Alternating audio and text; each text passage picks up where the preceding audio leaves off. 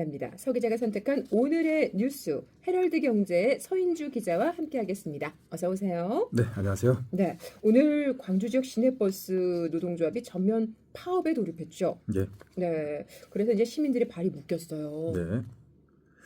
이제 오늘 이제 파업 시작했다는 소리 아마 모르시는 시민분들 출퇴근 시간 또 등하교 하는 학생들 좀 놀라기도 하고 큰 불편을 겪었습니다.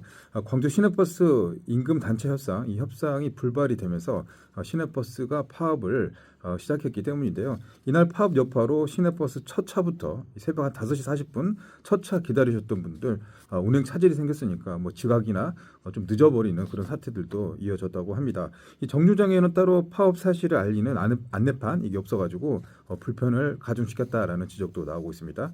현재 광주시는 비노조원을 긴급 투입하는 등 이 비상소송 대책 가동에 나섰습니다. 네, 계속해서 뭐 기사를 보니까 뭐 방금 말씀하신 대로 안내문도 없고 예, 뭐 도착 안내하는 그 전광판도 먹통인 곳도 있고 그래서 예. 좀 불편이 있었다고 하더라고요. 음, 이 버스 노조가 전면 파업에 들어감에 따라서 버스 운행 예. 장시간 좀 차질이 우려되고 있는데 예. 그러면 광주시도 비상 대책을 좀 마련했을 것 같은데요. 예, 맞습니다. 광주시는 시민 불편 최소화를 위해서 비노조원을 긴급 투입했어요. 시내버스 운행률 현재 뭐 광주 시내버스가 한 1,000대 정도 되는데 여기서 한 70%, 한 700대 가량을 유지하는 선을 골자로 하는 비상 대책을 마련한 것입니다. 광주시는 시내버스 파업이 장기화될 경우를 대비해가지고요 운전원의 필요가 누적될 것을 두고 이제 임차버스 투입도 고려하고 있는 상황입니다.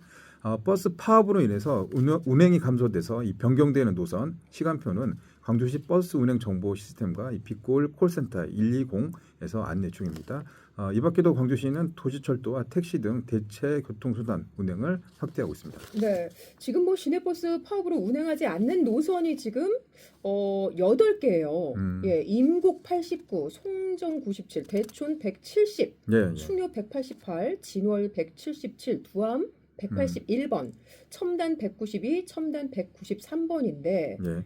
이 시민들을 진짜 불편함을 겪고 있는데 교통 불편을 최소화하기 위해서는 좀 다양한 방안이 필요해 보이는데요. 맞습니다. 일단 뭐 자치구 또 광주시교육청 등 공공기관뿐만 아니라 지역 기업 등과 또 협력을 해가지고 예. 등하교 시간을 조정한다든가 출퇴근 유연 근무를 확대하고 또 승용차 함께 타기 운동 이것들도 적극적으로 추진할 방침입니다. 광주시는 자치구, 경찰청, 버스업체 등과 현장 점검반을 구성해서요. 노조의 비노조원 버스 운행 방해하는 행위 등을 엄중 차단할 계획입니다. 추가로 버스 정류소에 시민 불편과 혼란을 줄이기 위해서 이 파업 상황과 시내버스 변경 운행표, 협조 요청 상황 등 이런 것들 좀 게시하면서 온 오프라인 매체를 통해서 홍보도 병행하기로 했답니다. 방금 말씀하신 대로 그럴 수 있겠네요. 노조원과 비노조원이 서로 또 이것도 부딪힐 수 있는 맞아요. 문제가 그런 것도 될 수도 있습니다. 있을 것 네. 같아요. 자, 이번 파업 노사가 좀 합의점을 찾지 못해서 발생했는데 네. 구체적으로 이제 어떤 갈등들을 겪고 있는 거죠? 일단 전남지방노동위원회 중재로 어젯밤에 이제 그 임단협 회의가 진행됐었는데 예. 노사의 협정 이게 벌써 세 차례 조정 회의가 진행되다가 결국엔 노조 입장에서는 뭐 임금이라든가 복지 강화해 주라는 거고 사측에서는 어렵다 회사가 어렵다 그래서 못 준다 이런 이 갈등들이 이 평행선을 그리면서 결국은 결렬됐습니다. 노조 측은 어떤 주장을 하고 있느냐? 임금 8.2% 인상입니다. 정년을 61세에서 65세까지 연장해 달라라고 요구를 했고요. 네. 사측은 운송 적자가 확대되면서 이 돈이 없다, 이 재정 여건이 열악하다 동결 입장을 고수했습니다.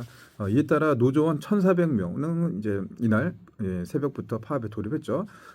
그래서 이제 버스 상황들이 멈춰 섰습니다. 광주시는 비노조원인 나머지 1,000여 명의 운전기사 등을 투입해가지고 앞서서 말씀드린 대로 운행률 70% 목표로 세웠습니다. 아무튼 이번 노사 갈등이 이 광주 시민들을 볼모로 삼고 있다는 점에서 양측의 좀 비난이라든가 이 따가운 눈총을 받고 있는 것도 사실입니다. 네, 서로 뭐 팽팽하게 지금 대립하고 있는데 예. 광주 시내버스는 지금 준공영제잖아요. 그러니까 네네. 영업을 일부 지방자치단체가 맡고 있는데 광주시 재정도 사실은 좋지 않은 걸로 알고 있거든요. 예, 근데 맞습니다. 노사 간 합의점이 쉽지 않겠는데요? 네, 사실 그 버스가 사실 이용하는 게 저희 때만 하더라도 그 민간 사업에서 수익 사업으로 진행됐었는데 어느 순간부터 이 버스 이용이 복지 차원에서 이 전환이 되고 있습니다. 이 광주시가 중공영제를 이제 실시를 했는데 버스 회사가 적자가 났을 때 네. 광주시가 적자분을 보존해 주는 게 준공영제의 취지인데요. 예. 사실상 이제 광주시의 지원에 의존을 하고 있는 그런 상황입니다. 그런데 이제 인건비라든가 기름값, 유지비 이런 것들을 제하고 나면 적자라든가 사실 이렇게 이게 수익 내기가 쉽지 않은 상황이 이 버스의 경영 상태인데 광주시 예산 또한 이렇게 만만치 않습니다. 이 광주시 재정도 어렵기 때문에 이게 요구를 다 받아들일 수가 없는 그런 한계점에 도출하게 됐습니다. 그렇다고 버스 요금을 인상하게 되면 이게 또 서민 물가 상승으로 또 이어져 가지고 그렇죠. 그런 해도 지역 경제가 힘든데 서민들이 더 힘들어하는 상황이기 때문에 이러지도 못하고 저러지도 못하는 그런 상황입니다. 그래서 조금 전에 버스 노조는 오늘 오후 3시 광주시청 앞에서 파업 출정식도 개최를 했습니다. 아니 그러면 네. 광주 시내버스 준공영제에 대한 뭐 새로운 전환이 좀 필요하지 않을까요? 네. 게다가 광주시는 매년 1,400억 원 가량의 예산을 시내버스에 투입을 하고 있어요. 예. 현재와 같이 이런 상황들이 계속 반복될 가능성이 커지고 있거든요. 그래서 조례 제정 등 이 제도 개선이 시급해 보입니다. 이 시내버스 중공영제 이 재정 지원의 투명성을 밝히고 효율적인 운영 방안이 필요한 거죠. 예. 이 표준 운송 원가를 산정하고 이 경영 평가를 제대로 하고 또 인건비 부풀리는 등 이 버스 운행 과정에서 이 난맥상이 실제로 조금씩 나타나고 있거든요. 그래서 이거를 광주시가 제대로 관리 감독 못했다라는 지적들도 나오고 있습니다. 이런 상황에서 정작 준공영제 혜택을 받아야 하는 버스 기사들은 매년 생계 위협을 호소하기도 하는데요. 한 버스 노조 그 관계자분 이야기를 들어봤더니 예. 이 광주 시내버스 노동자들은 일당제로 급여를 받고 있는데 광주시는 수시로 운영비 감소를 위해서 감축을 지시한다. 운행 차량이 줄어드는 만큼 일을 하지 못하면 급여가 줄어들 수밖에 없다. 안 그래도 간신히 최저임금 약간 웃도는 금액을 받고 있는데 버스 노동자들은 늘 생계를 위협받고 있다라고 말하기로 했습니다.